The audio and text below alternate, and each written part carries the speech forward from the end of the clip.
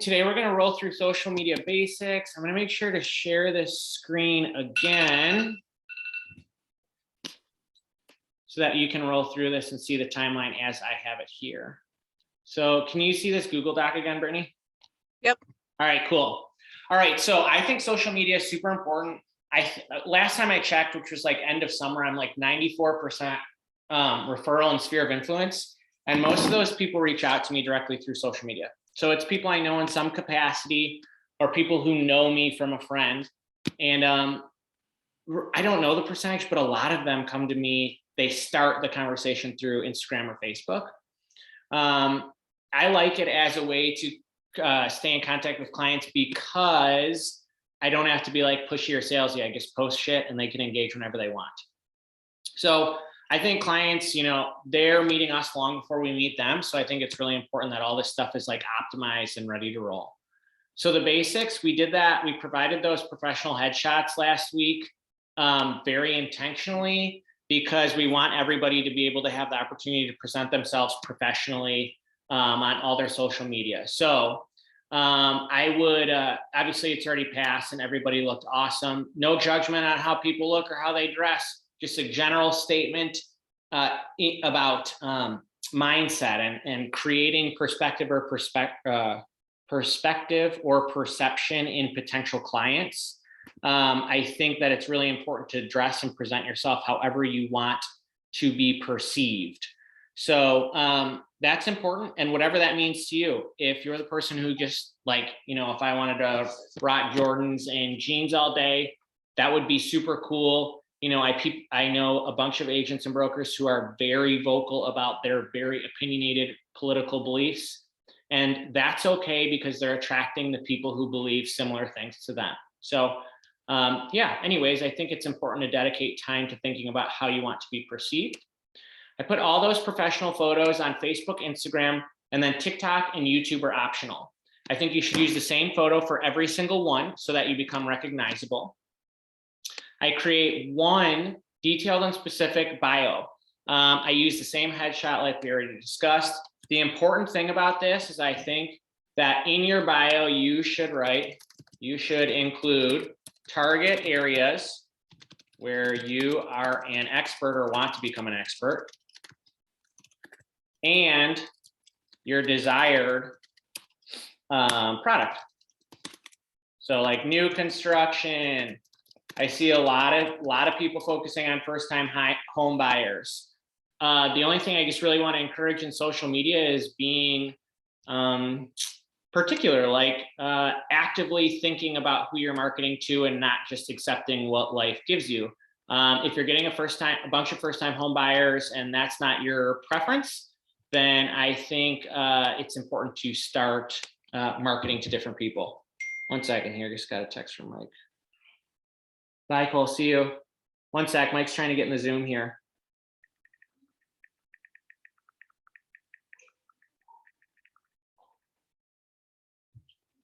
Okay, well, I'm gonna keep it rolling.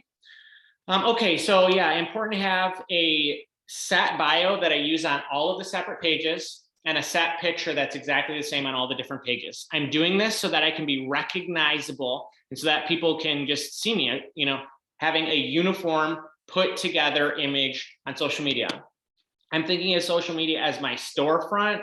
There used to be such a huge focus on websites when we owned our gyms. We dedicated a lot of time to creating blog posts and making sure that website was super polished and awesome. And I just really think that that's pretty outdated. I think everybody's just searching you on social media first. So think of that as your digital storefront. Once you have all those things set in place, you have a really solid foundation, then we have to go on and get you known, right? So being a secret agent is tough. It's going to be really tough to be successful as a secret agent. So let's talk about posting here. I'm going to tell you my current social media calendar as well as an alternate social media calendar, which I actually think is probably better. Let's see, Mike's coming in. Hey, Mike, how you doing? Let's see how I can see all of you. Okay, cool. Can you all hear me?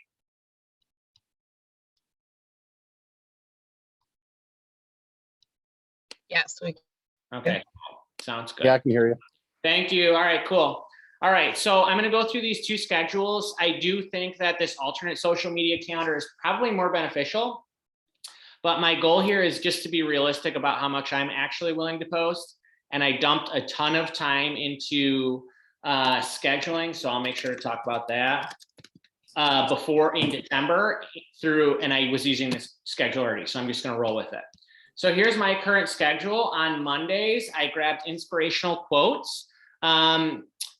You know, when I put together this calendar for 2022, I just wanted to have a variety of content that I was providing to people because I wanted to try and connect with as many people as possible while still being authentic and true to myself, right? Still trying to portray who I actually am. I love reading. I love quotes. They're inspiring to me. And I thought that I could connect with some people through that. So that was easy. You know, I'll talk about it later, but I pre-schedule all of my posts through Buffer. Okay, there's multiple programs for this. You can just Google it. I think Mike has a free Buffer. I wanted to schedule out throughout the entire year. And I think the free one only allows you to do like 50 or 100 posts at a time, which is more than enough. So anyways, that's that. Mondays, inspirational quotes. Tuesdays, I always post a video of some kind. I try to establish myself as a real estate consultant, an expert, and an advisor. Lately, I've been experimenting with being a little more free with my video content. But anyways, I get a video out there on Tuesdays. Wednesdays, I have pre-scheduled a professional photo. Is there actually a professional photo from like Skyview or somebody else with a call to action? So I'm always saying, if you're looking to buy and or sell, please contact me, whatever. I'm a seasoned and experienced real estate expert in all price points. You know, I specialize in new construction and luxury sales. Reach out to me here. Thursdays, another video of some kind. Friday is pre-scheduled throughout the remainder of the year, and that's just reviews. Really important note here. We have talked about reviews. Last week, I did that trade for reviews, earlier in the week in Facebook.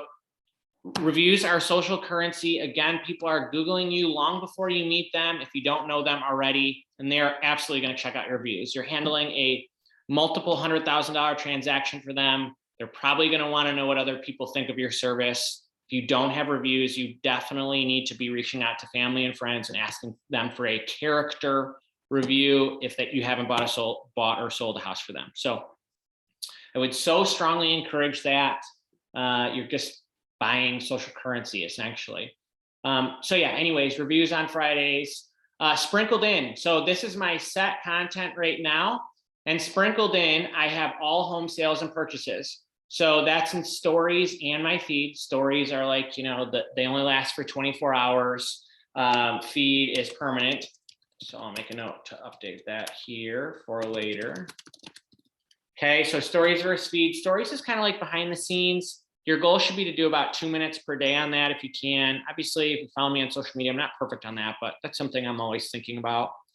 And then feed should be like manicured. This is genuinely your storefront. That post is living there forever unless you delete it. So that stuff should be nice. You should put effort into that. An alternate social media calendar, which I found, I don't know, that one of the guys who founded Lab Coat Agents in Facebook posted this a long time ago. And I kind of forgot about it when I was creating my calendar for this year, but I looked it back up and I really love it. So I thought I'd share. So his acronym is STAY. So S is for selling stuff, just showing the world what you do. T for teaching. You're creating actually valuable content here. A is advice. Again, position yourself as the expert, the advisor, the consultant.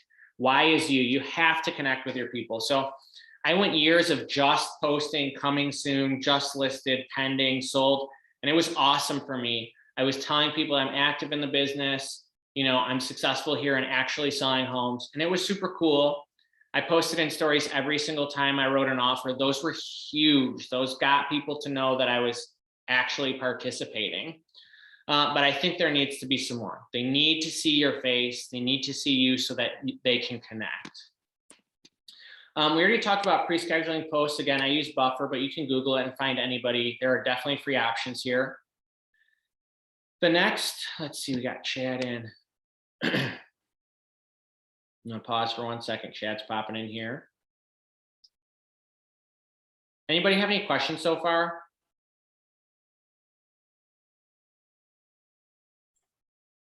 Nope. Sorry I was late. Ah, it's all good, man. No worries. And good morning. Good morning. Hey, Chad.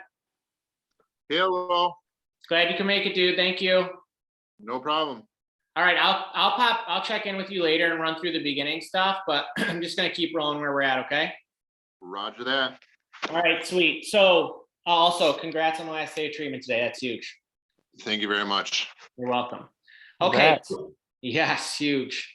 Okay, so we've covered all the basic stuff in terms of, basics of how you should set up your profiles and calendars. Let's move on to repurposing and multi-purposing all of your content. Okay, so I want to make content creation as simple as possible for you. There's a really cool, I try to do mindset shifts all the time where I just try to think of things from a new perspective to see if I can make them easier. So if you think, what would make content creation the easiest possible thing for me? The answer for that for me is literally just record some of the things that are actually already happening in my life, so I don't have to go out of my way. So when I'm walking through a beautiful house, if it's my first or my last showing, I either get there 5 minutes, 5, 10, 15 minutes early, or I stay 5, 10, or 15 minutes late because I'm already at the house. I record the outside and the inside, and then I can chop that up. I can either put together one whole home tour, or I can chop it into little pieces, which are the best parts of that house. And I could have content for weeks just off that. So I want you to think about how to make this stuff much easier for you. Another note is you should make sure that your Instagram profile and your Facebook business, it has to be a business page to connect them, but they should be connected so that every single time you post on your your Instagram feed or story, it's automatically shared to Facebook. It makes my life so much easier. The next thing, every single time I have a post that goes on my feed, my permanent feed, which again should be manicured and pretty because it's your actual storefront, I would highly encourage you to also share that to your story. Takes 15 seconds, throw a geo tag on there, either where you're at, where you live, or where you want to sell. Doesn't have to be the place where you're at that exact moment, because then you're just showing up in, for example, Northville, and in Northville is for your page, okay? So throw a geo tag on, can't hurt, helps a ton, in my opinion. Let's move on again and making things effortless and easy. Every single home you put under contract, be it a listing or a purchase, should get a minimum of 2 and up to 4+ posts, okay? So for listings, every single listing I get, you guys already know well, not you guys, you all know my marketing plan, probably if you've listened to me. I get photos done the week before. If it's a for sale, leases I'm flexible on. And sales I can be too, but I try not to be. I have photos done the previous week, ideally between Wednesday and Friday. I go coming soon on Monday. I go live on Friday, open house Saturday from 12 to 2 so I can get it in before a highest and best. So when I get the pro photos in, I prep a post and it goes live Monday. Post that on my Instagram and my Facebook, and then I share it to stories. It says coming soon with my 10 favorite photos. It needs to have open house information and a call to action. Like to schedule a private showing, contact me at da-da-da-da-da. Next thing, as soon as it's listed on Friday morning, you can either pre-schedule or actively go in and post a just listed.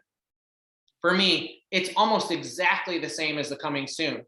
The only words I've changed are from just listed to coming soon. And I make sure to keep the open house information in there. I still want a call to action.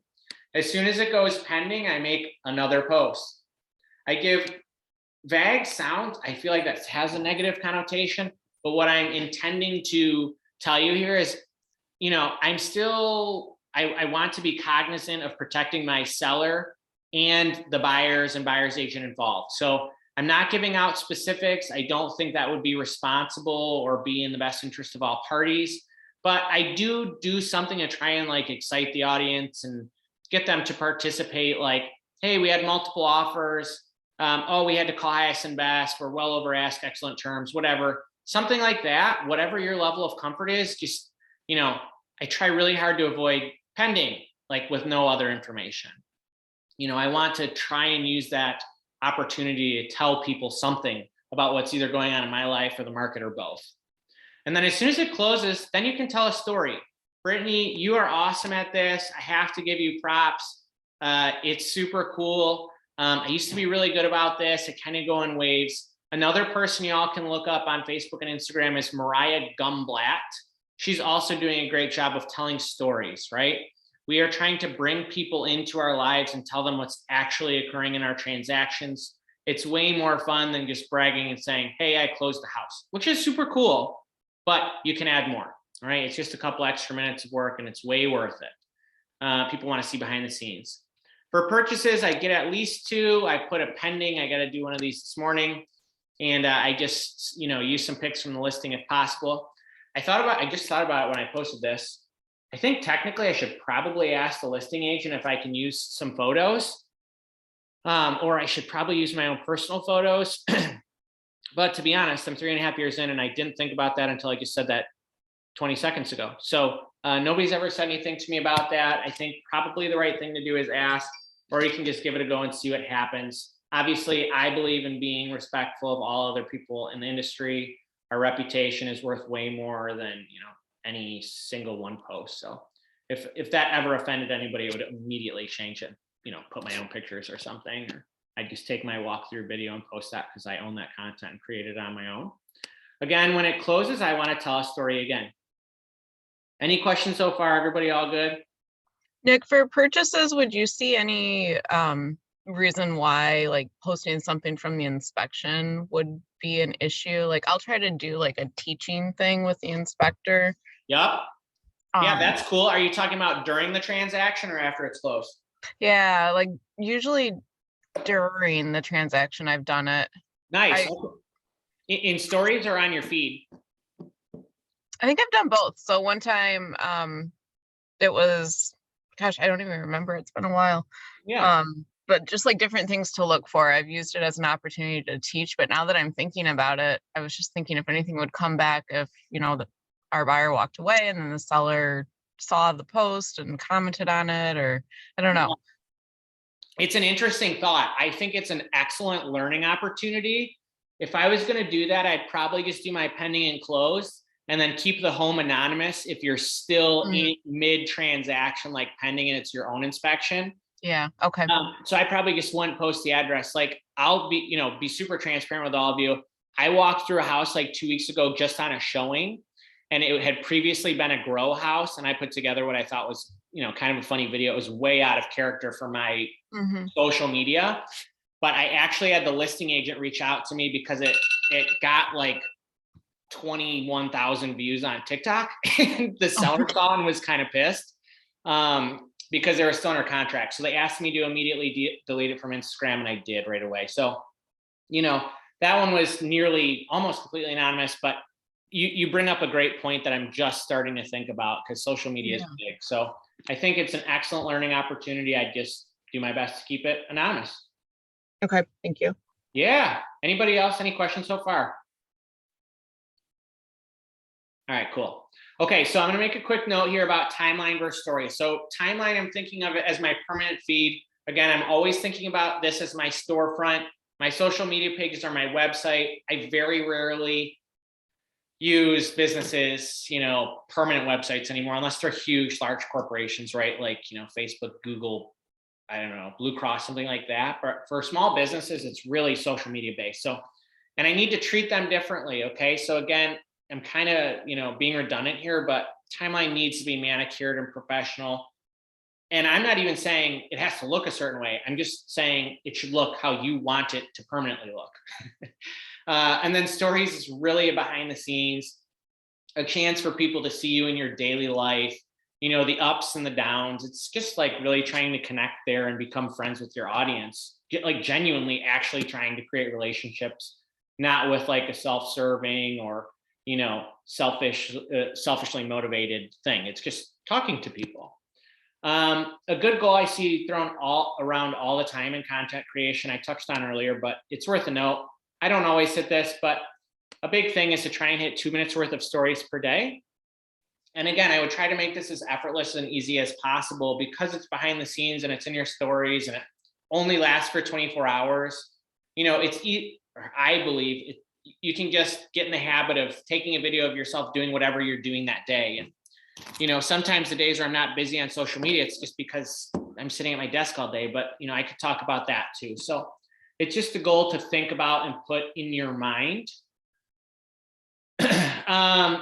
Let's see, I'm gonna change the order of this just so that we can flow through a little better. Okay, so home tours, right? So I talked to a lot of agents about social media because it's been really helpful to me. And I think a lot of people I'm just used to making videos and being in front of a class and teaching. I have a degree in teaching. You know, we owned those gyms for nearly 8 years where I coached just hours per day in front of large groups. So it's very comfortable for me, but I understand for people who haven't had that experience, that can be really uncomfortable and nerve wracking, especially in social media. There's a lot of trolls out there. So, you know, it's a vulnerable place to really be super real. And I get that that's hard for people. So if you're in that place or you're just having a hard time figuring out how to be creative and come up with content, the best thing you could possibly do, again, is just record what you're doing each day, record the showings you're going on, you know, and if that's not enough content, if you're not active enough, in your opinion, on a daily basis to be consistent in social media, then just schedule home tours. When I was new to real estate, I had literally nothing to do.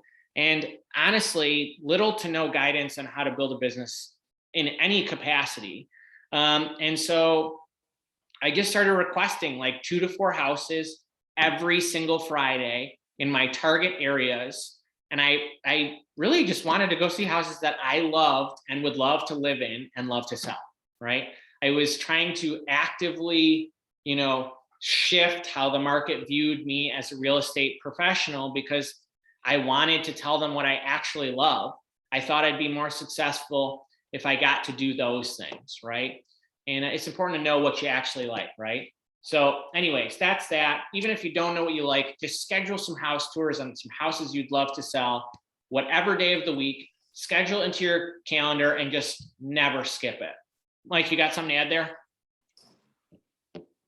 Huh? Oh, I thought you went unmuted. I thought you were going to say something about home tours. My bad. Oh, I'm actually doing a home tour later, but I don't know why I muted. It's okay. I'm happy to have you. That was perfect timing, but yeah, I don't know why that happened. Oh, that's okay, man. No biggie. I can't wait to see the video. So yeah, anyways, home tours. Like this was huge for me in the beginning. I'd have people who would reach out. I mean, I was like religious about this on Fridays and I got to see some really fun houses. I'd always request them as a walkthrough. This is important. It's not a showing. I'm letting the agent know that it's just me walking through. You know, I'd record all 2 to 4 houses. I'd chop it up into individual home tours. So say there's one in Island Lake, I'd make one video of Island Lake, one of, you know, whatever, Turnberry, and one of whatever, Verona Circle. And then I could chop them up into individual pieces. Okay. So again, that's a little bit redundant, but you know, one Friday I can get a ton of content. I'd upload all of the raw behind the scenes. I mean, I'd literally just record through stories on Instagram back then and just post it directly. I mean, with literally no editing. Sometimes I'd write main floor, basement, upstairs. But you know, I had so many people reach out to me about those houses. It was wild back then, you know. So I'd still encourage you to do that. I think it was wildly helpful for me in the beginning, even at least just to start conversations. Another really important note about these videos, and I'm going to give you a ton of tips later, keep these videos short and sweet. You're not walking them through a full showing. You don't need to tell them everything. Think of this as your 1-minute speed walkthrough. Highlight the coolest things, like, wow, look at all that crown throughout the whole house. Like, use this opportunity to establish your expertise, be an advisor, a consultant, say, wow, these 10-foot ceilings, those really add to build costs. This is incredible. Like, check out that wainscoting. Wow, they have a finished basement. That's really atypical for this area. Or, you know, this is a 3-story home. This is super common in Birmingham. Stuff like that. Just say, like, you know, like, this size yard is average for this area. So just little tidbits, should be short and sweet. think about how you scroll through social media, use YouTube, you know, attention spans are very short. I have sufficiently discussed this a gazillion times, so I'm not going to say it again, how to make it easy. An important note about videos, again, we're just kind of continuing on here, other than keeping them short and sweet, you want to give people something to reach out to you about, right? You don't have to tell them every single piece of information, but you also do not have to introduce yourself. They are already on your page. They can click your name, and they should be, like we talked about earlier, your page should already have a matching professional photo and a matching detailed and specific bio that matches all your other pages. So if they're there, they can find out who you are. Those first 3 to 5 seconds, 3 to 10 seconds of any video are precious. It is your own, really, it's your only time to hook people and pull them in. If you're wasting all that time introducing yourself, they honestly, you know, that's not going to pull them in.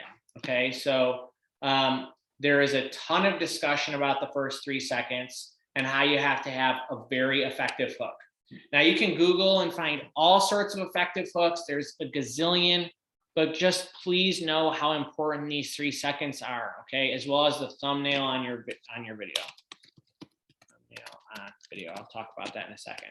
Anyway, some really effective hooks. Me and Mike talked about this last week. They should feel genuine, okay? Because I want you to make a ton of content, or as much as you're willing to do. You minimally just have to stay consistent. You know, it should feel genuine, or else it's going to be a struggle. But here's a ton of them. You're not going to believe this. Wait till the end. Important outros. There should always be some call to action, like and follow for more RE content, etc. Okay, so just tell people what to do. If you get them hooked in, think of them like a hot lead. Okay, if somebody called you about buying or selling, you'd want to quickly participate with them. You know, speed to lead, and then you want to tell them what to do. Okay, so like and follow for more real estate content is huge. I have not been great about this on TikTok, which is a new frontier for me, but that's what's the goal for this week. If you kind of struggle with hooks, that's okay. My first step, I would suggest a very attractive thumbnail. Okay, so when you're uploading videos to Instagram timeline or feed, Facebook timeline or feed, YouTube and TikTok, you can just put an attractive thumbnail, which could be like, you won't believe this, or like Glenda Baker, you all should follow her. Oh boy, let's see. Glenda Baker on TikTok. So she is not big on hooks, but her thumbnails are amazing. So hers will be like, I sold a big ass house, and that's a thumbnail, right? With a caption. Anyways, captions you can easily add to both. Feel free to reach out and ask me about that. Reels and TikTok, these are a new endeavor for me. They're wild. The amount of interaction I'm getting on this sort of stuff nowadays is just totally crazy in comparison to everything else. They're super fun, keep it light and easy. I think of Instagram as super polished, aesthetically focused, like started as a photography-based app. It's definitely, you know, pushes that sort of stuff. TikTok is totally raw, real, uncut. So feel free to be that way. Move around in your videos. Please don't just stand in front of it and talk. I do this. I'm working to move around a lot more and keep them interesting. When you're on TikTok and Instagram Reels, you know, use trending or viral sounds. If this is the post, right, this little screen here, in the bottom, if there's sound right here will be the audio. You can click it, and then you can just hit use this sound.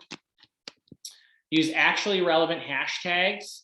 So, you know, I wouldn't confuse the algorithm by posting about polo one day, knitting the next, and real estate the following. Like, stay focused. Gosh, I'm having all sorts of issues here. Yeah.